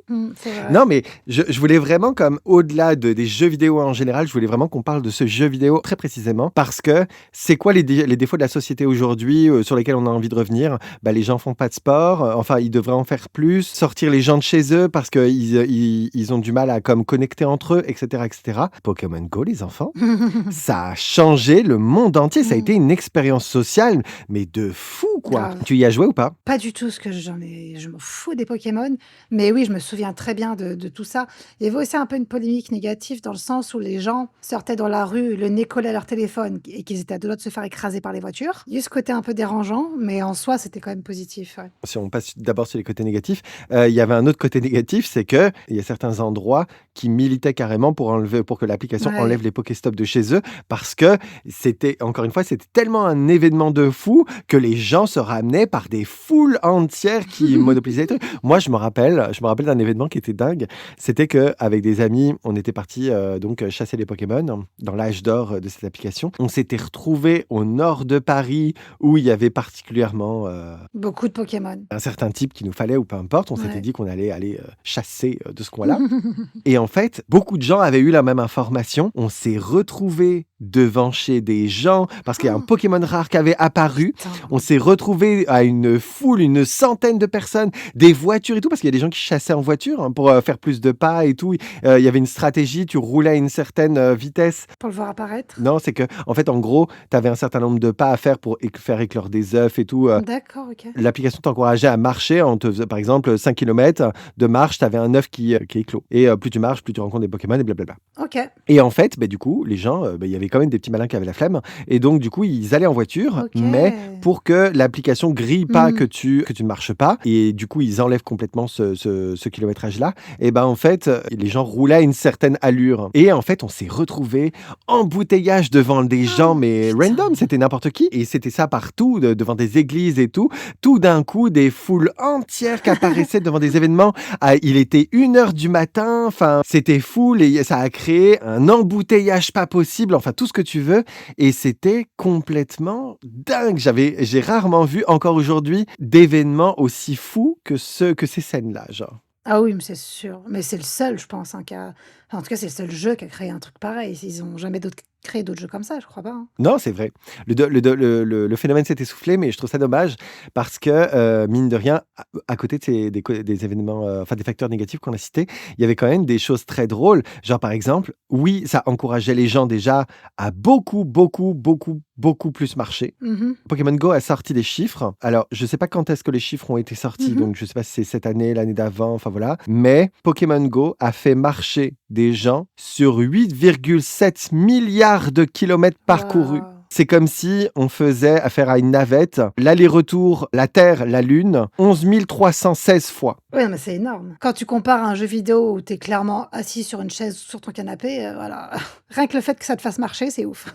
Mais de ouf, vraiment, genre je trouve ça absolument incroyable. Et là où moi, en plus, ça a ramené aussi un côté que j'ai trouvé absolument dingue, c'est que toutes les générations pouvaient y jouer parce que Oui. le Pokémon Go, même si tu t'y intéressais pas, c'était pas très compliqué. Et moi, le nombre de fois où avec mes amis on chassait et tout, et où on croisait des personnes âgées, ils jouaient avec leurs petits enfants et tout, ils étaient tous là sur leur téléphone et tu voyais le papy aller avec son petit-fils attraper un carapuce ou peu importe. Enfin, je trouvais ça complètement dingue. Ça a reconnecté des générations. Là où il y a beaucoup de vieilles personnes qui sont un peu larguées sur beaucoup de choses, Pokémon Go, ça a rapproché les gens. Moi, j'ai trouvé ça dingue. Non, c'est vrai. Et puis ça durait vraiment longtemps, hein. Même si ça s'est essoufflé, Ouais, quand même. ça durait très longtemps, hein. Moi, ça a amené 2 questions sur lesquelles on pourrait philosopher très rapidement. C'est que, dans une certaine mesure, est-ce qu'on n'est pas tous geeks aujourd'hui? Ça, c'est une vraie question parce que on est tous là en mode « Oh my God, le geek », avec toute la définition qu'on a donnée en début de podcast.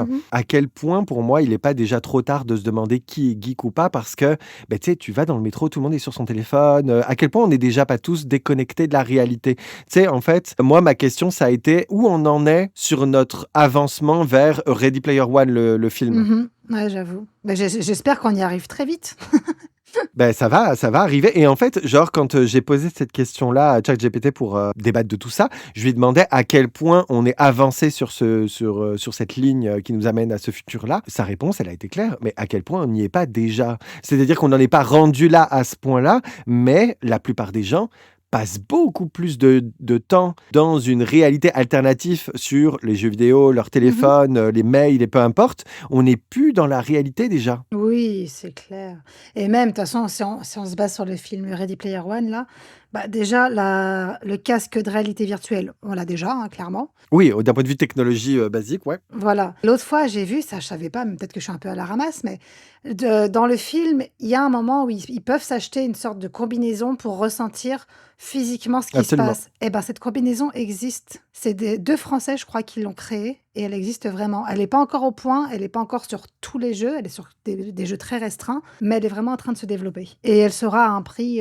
qui sera abordable normalement. À quel point j'ai Donc envie d'avoir cette mais de combinaison ouf! si je joue à Call of Duty, Ah bah oui, après oui. je me le demande, je ne sais pas. Mais en tout cas, cette notion de on est déjà tous en train d'évoluer et même professionnellement dans une réalité qui n'existe Oui. pas. Enfin voilà, tu regardes les gens qui font du télétravail et qui, bah, ou même qui évoluent dans un domaine fictif, dans le domaine de la technologie, etc. Mmh. Toi, regarde, tu fais des montages, on s'entend que demain, on a une coupure Internet, t'as pas de métier. Bah oui, j'ai pas de clients, j'ai pas de métier, j'ai plus rien.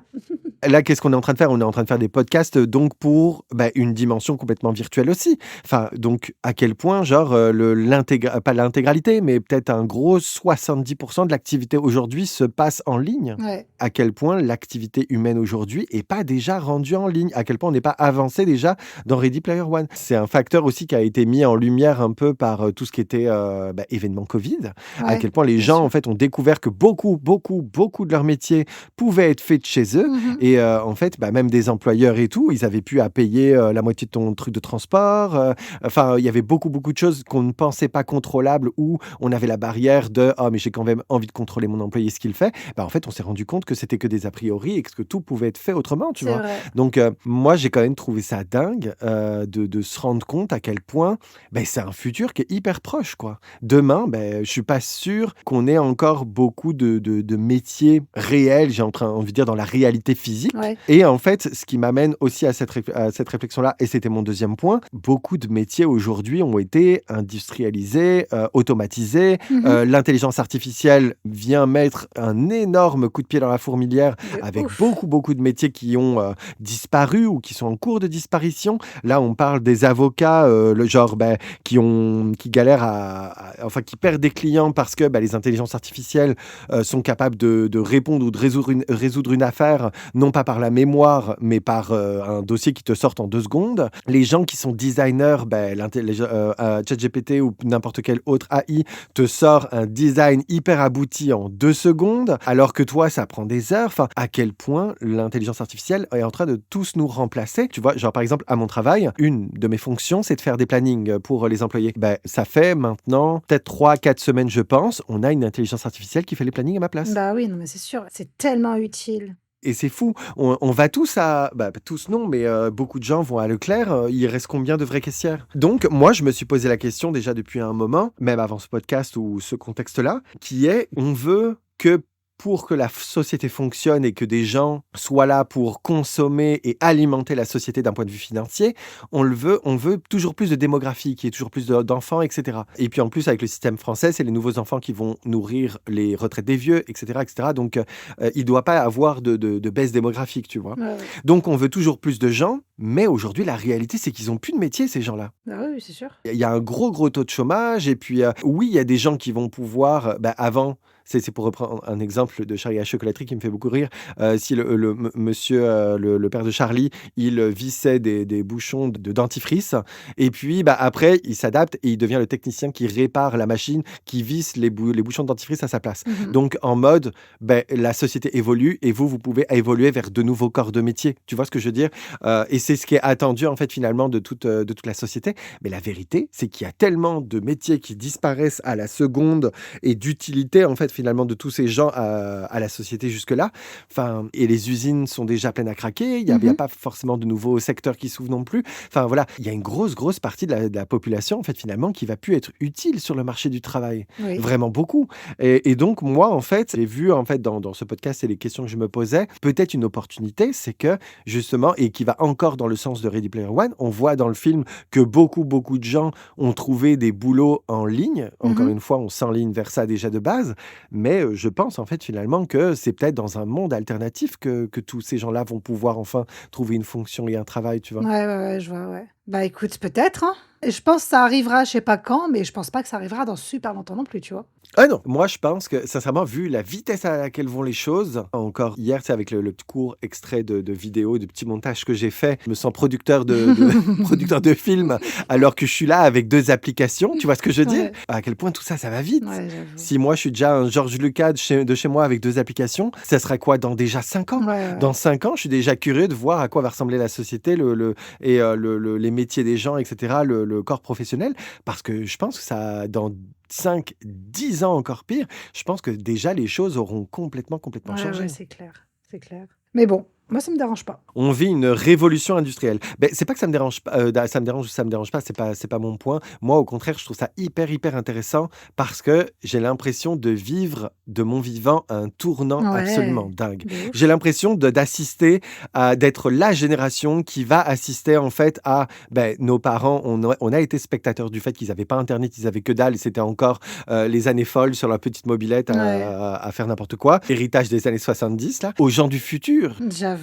Non, mais c'est vrai. enfin, on est vraiment comme cette génération qui va avoir assisté à tout ça, à l'intégralité de toutes ces choses. Et donc, moi, personnellement, en tant que je suis quelqu'un de très analyste et j'aime beaucoup tout ce qui est anthropologie, etc., je trouve ça hyper intéressant. Je suis là en mode avec mes popcorn à voir comment évoluent les choses et je trouve ça très intéressant. Ouais. Enfin, voilà. OK.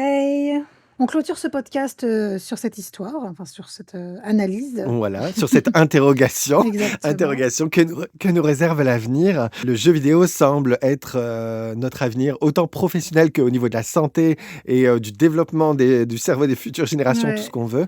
Donc, bien loin d'un passe-temps, en fait, finalement.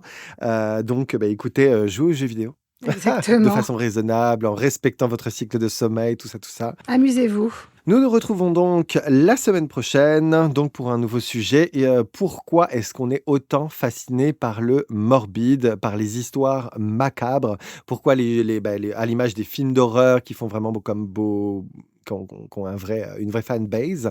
Pourquoi Cléopâtre qui se suicide de façon tragique ou Marie-Antoinette à qui on a coupé la tête sont les personnalités les plus connues et on s'intéresse 10 fois plus à elles que des gens qui ont fini correctement, qui ont une vie tout à fait normale? C'est la question de la semaine prochaine. Pourquoi le gore nous intéresse? Exactement. Eh bien, passez une bonne semaine. Portez-vous bien. Take care. À la semaine prochaine. Bye bye. Bye.